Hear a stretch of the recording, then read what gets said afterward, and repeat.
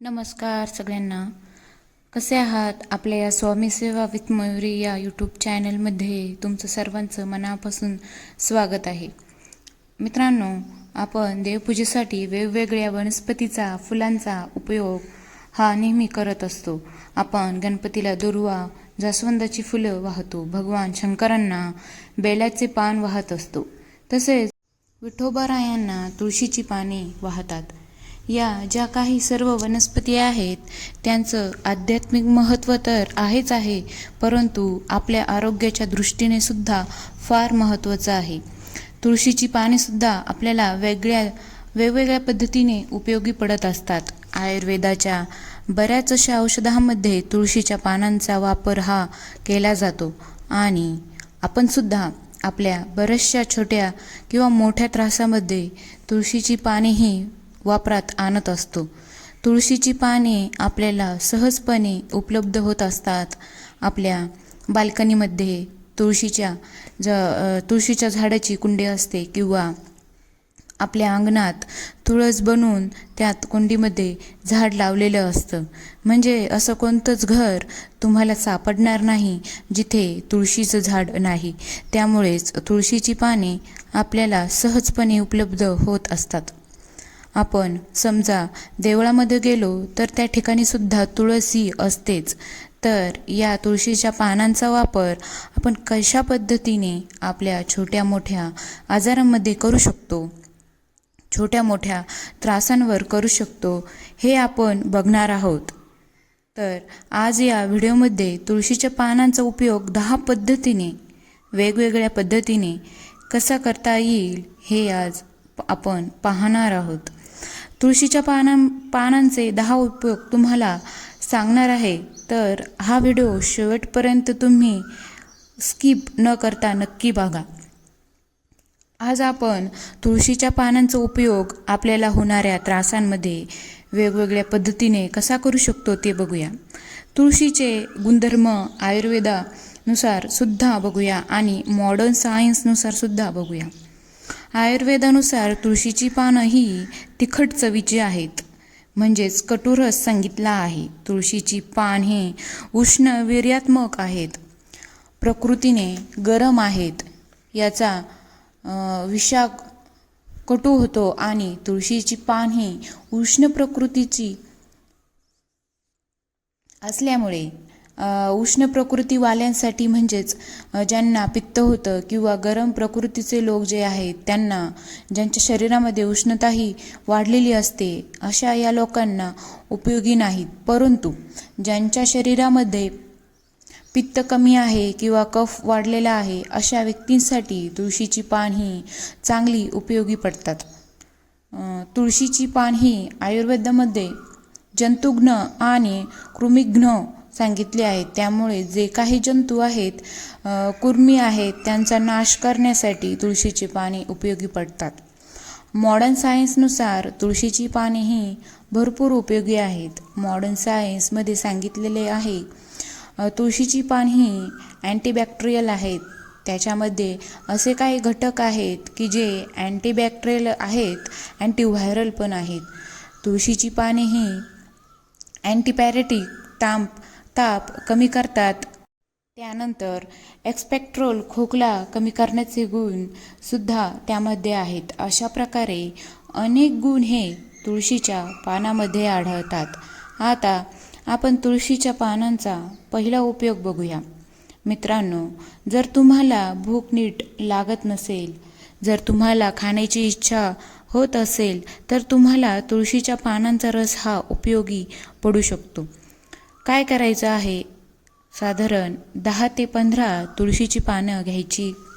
ती पाण्यामध्ये चांगली चोळून घ्यायची, म्हणजेच पाण्यामध्ये वाटायची. त्याचा एक गोळा करायचा आणि 2 चमचे पाणी घ्यायचं. 2 चमचे पाणी त्या गोळ्यामध्ये मिक्स करायचं आणि रुमालाने किंवा एखाद्या कापडाने ते टाकून त्याचा रस काढायचा. याला आयुर्वेदानुसार स्वरस काढणे असं म्हणतात. आणि हा 2 चमचे रस आणि त्यात 1 चमचा मध असं मिश्रण जर तुम्ही दुपारी आणि रात्री जेवणाच्या आधी 10 ते 15 मिनटं आधी जर घेतलं तर भूक लागत नसेल तर याचा चांगला फायदा होतो. जेव्हा आपल्याला भूक लागत नसते तेव्हा आपला अग्नी जो असतो शक्ती जी असते ती मंद झालेली असते आणि अशा वेळी आपल्या जिभेवर पांढरा थर हा निर्माण होतो आणि हा पांढरा थर जर तुम्हाला असेल तर तुम्ही समजू शकता तुमची पचनशक्ती ही मंद आहे. तुमची जीभ जर लाल भडक असेल, स्वच्छ नसेल तर मग काही प्रॉब्लेम तुम्हाला नसू शकतो. पण जिभेवर जर तुमच्या पांढरा थर जमा झालेला असेल तर याचा अर्थ तुमची पचनशक्ती ही कमजोर आहे. अशावेळी जर तुम्ही 10-15 दिवस तुळशीच्या पानांचा रस जर घेतला तर हळूहळू हा जो थर असतो तो थर निघून जातो आणि आपल्याला भूक लागायला लागते. बऱ्याच वेळा काय होतं की तुम्ही रोज सकाळी जीभ साफ करता पण दुसऱ्या दिवशी तो थर पुन्हा त्या जिभेवर जमा झालेला असतो. याचा अर्थ काय? तर याचा अर्थ तुमच्या पोटामध्ये ज्या ठिकाणी एक प्रकारचं कफाचं आवरण निर्माण झालेलं असतं आणि त्यामुळे त्याचं चिन्ह आपल्याला तोंडामध्ये येतं. त्यामुळे तुम्हाला तुळशीच्या पानांचा रस घ्यायला हवा. त्यामुळे हा जो आम आहे त्याला आयुर्वेदाच्या भाषेमध्ये सामता असं म्हणतात. ही सामता दूर होते आणि त्यामुळं त्याच्या खाली जो काही आजार दडलेला असतो तो बरा होण्यास खूप मदत होते. आता आपण दुसरा उपाय बघूया. बघा मित्रांनो, तुळशीच्या पानांचा रस हा कृमिघ्न पण आहे, म्हणजेच पोटामधले कृमिघ्न नष्ट करत अनेक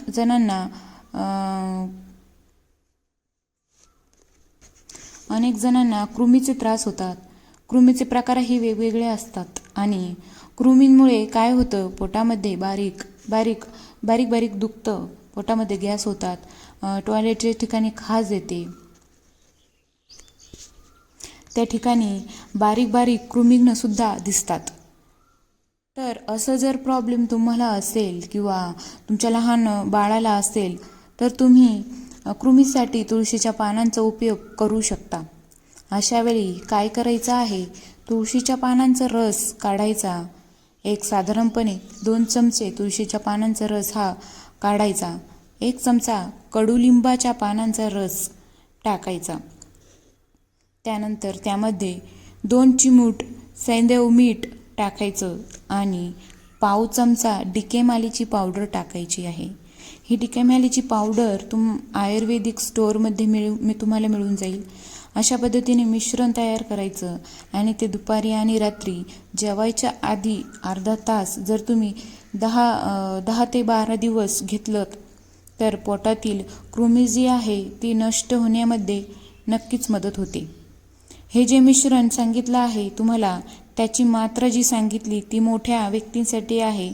जर आपल्या घरी लहान मूलबाळ असेल तर ही मात्रा जी आहे ती अर्ध्या प्रमाणामध्ये तुम्ही देऊ शकता. मुलांचं वय 3 ते 4 वर्षांपेक्षा जास्त असेल तर तुम्ही हे औषध वापरा. एकदमच लहान बाळ आपलं असेल तर ते मिश्रण त्यांना देऊ नका. आता आपण तिसरा उपाय बघूया. बघा, काही वेळा अचानकपणे आपला दात दुखतो, दात दुखी चालू होते, दातांना कीड येते, तर अशा वेळी तुम्ही तुळशीच्या पानांचा वापर करू शकता. काय करायचं, 7-8 पानं तुळशीची घ्यायची, त्यामध्ये 2 काळी मिरी ठेसून त्यात टाकायची, त्यानंतर 1 लवंग ठेसून टाकायचा आणि 1 कापराची वडी. अशा पद्धतीने या 4 गोष्टी मिक्स करायच्या, त्याचा एक गोळा तयार करायचा आणि हा गोळा तयार करून ज्या ठिकाणी तुमची दाढदुखी आहे त्या ठिकाणी हा गोळा ठेवायचा आहे आणि 15 ते 20 मिनिट तो गोळा तसाच तोंडामध्ये म्हणजे दातामध्ये दाबून धरायचा आहे जिथे तुमचा दात दुखतो आहे. आणि बाहेरून तुम्ही गरम कपड्याचा शेक पण त्याला देऊ शकता. आणि यानंतर तिळाचं तेल थोडं गरम करायचं आणि ते तोंडामध्ये जिथे दात खराब झाला तिथे टाकायचं. अशा प्रकारे तुमचा दात दुखायला चालू होतो किंवा दाताला ठणके बसतात किंवा अचानक दात दुखायला लागला तर हा उपाय तुम्ही सोप्या पद्धतीने करू शकता. आणि 5 ते 6 दिवस हा उपाय जर तुम्ही करत राहिलात तर दातदुखी ही पूर्णपणे बरीसुद्धा होऊ शकते. आता चौथा उपाय बघूयात. तुळशीची पानं ही पॅरेटिक आहेत, अँटीव्हायरलसुद्धा आहेत. तुम्हाला सर्दी, खोकला किंवा ताप असं जर झालं असेल तर तुम्ही तुळशीच्या पानांचा उपयोग करू शकता. काय करायचं, 1 वाटी पाणी घ्यायचं, त्यामध्ये 7-8 तुळशीची पाने चुरगाळून टाकायची. एक छोटंसं पिंपळाचं पान त्यात चुरगाळून टाकायचं आणि छोटा आल्याचा तुकडा त्यात टाकायचा आणि 2 छोट्या काडे चिरायच्या चिरायत बघा मार्केटमध्ये मिळतं. हे तापेचं बेस्ट औषध आहे. त्यामुळे हे काडे चिरायतच्या 2 छोट्या छोट्या काट्या त्यामध्ये टाकायच्या आहेत. आणि हे जे वाटीमधलं मिश्रण आहे ते पूर्णपणे आटवायचं. 1-1.5 चमचा आटवायचं. नंतर मग ते गाळून घ्यायचं आणि हा जो काढा आहे तो सकाळ, दुपार, रात्री असं 3 टाईम घ्यायचा. असंच 3-4 दिवस जर घेतलात तर सर्दी, खोकला, तापेला तुम्हाला चांगलाच आराम मिळतो. त्यानंतर 5वा उपाय आपण बघूयात. जर तुम्हाला पोटामध्ये जर तुम्हाला गॅस होत असेल तरीसुद्धा तुम्हाला तुळशीच्या पानांचा रस उपयोगी हा पडू शकतो. अनेक वेळा वारंवार बाहेरचं खाल्लं जातं, त्यामुळे सुद्धा तुमचं पोट फुगतं, पोटाचे प्रॉब्लेम होतात. तर काय करायचं आहे, 3 ते 4 चिमूट आपला खाण्याचा सोडा टाकायचा, 1 चमचा तुळशीच्या पानांचा रस काढायचा त्यामध्ये आणि 1 चमचा मध टाकायचा. आणि हे जे मिश्रण आहे ते सकाळ, दुपार, संध्याकाळ 3 टाईम जेवणाच्या आधी जर तुम्ही घेतलं तर पोटात गॅस होण्यास प्रमाण कमी होईल. आता 6वा उपाय बघूयात. बघा, जसं आपल्याला गॅसेस होतात ना, तसंच पोटात अचानकपणे पोटदुखी चालू होते. जसं गॅस होतो, अपचन होतं, त्यामुळे पोटात दुखायला चालू होतं, तेव्हा तुम्ही तुळशीच्या पानांचा रस वापरू शकता. 2 चमचे तुळशीच्या पानांचा रस घ्यायचा, त्यात एक लिंबू घ्यायचं, त्याचा 1 चमचा लिंबाचा रस टाकायचा आणि त्यात पाव चमचा आखडी साखर टाकायची. पावडर करून टाकू शकता. आणि हे मिश्रण ती थोडंसं कोमट करून घेऊ शकता. त्यामुळं पोटदुखीमध्ये सुद्धा तुम्ही तुळशीच्या पानांचा वापर करू शकता. आता 7वा उपाय. जसं पोटदुखी अचानकपणे चालू होते तसंच कानामध्ये सुद्धा दुखणं अचानकपणे आपल्याला चालू होत असतं. अशा वेळी सुद्धा तुम्हाला तुळशीच्या पानांचा रस उपयोगी पडतो. जेव्हा कानामध्ये दुखणं चालू होतं तेव्हा तुळशीच्या पानांचा रस काढायचा आणि 1 चमचा खोबरेल तेल त्यात मिक्स करायचं आणि हे मिश्रण वाटीत घेऊन गॅसवर गरम करायचं. गरम झाल्यानंतर ते थोडंसं कोमट करून घ्यायचं आणि कोमट झाल्यानंतर ड्रॉपरच्या मदतीने 5 ते 6 थेंब कानात सोडायचं. असं जर तुम्ही 15 मिनिटच्या अंतराने 3-4 वेळेस केलं तर कानदुखी ही बरी होईल.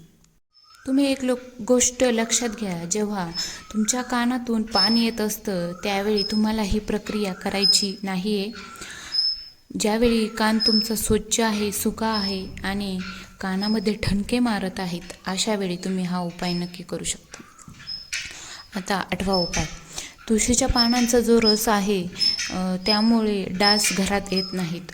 अचानकपणे तुम्ही जर कधी बाहेर गेला असाल किंवा प्रवासामध्ये असाल तर अशा वेळी तुम्हाला डास चावत असेल तर तुम्ही तुळशीच्या पानांचा रस अंगाला लावू शकता.